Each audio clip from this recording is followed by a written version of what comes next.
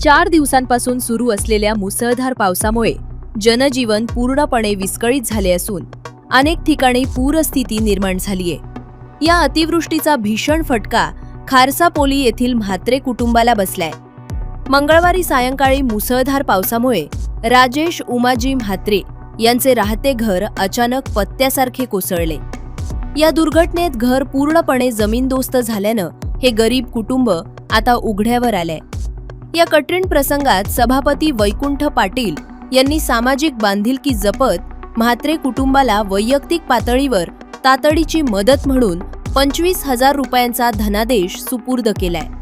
याशिवाय शासनाकडून घर नुकसानीपोटी मिळणारी 1.5 लाख रुपयांची आर्थिक मदत लवकरात लवकर मिळावी यासाठी स्थानिक तलाठी पल्लवी भोईर यांना तातडीनं पंचनामा पूर्ण करण्याचे आदेश दिले आहेत।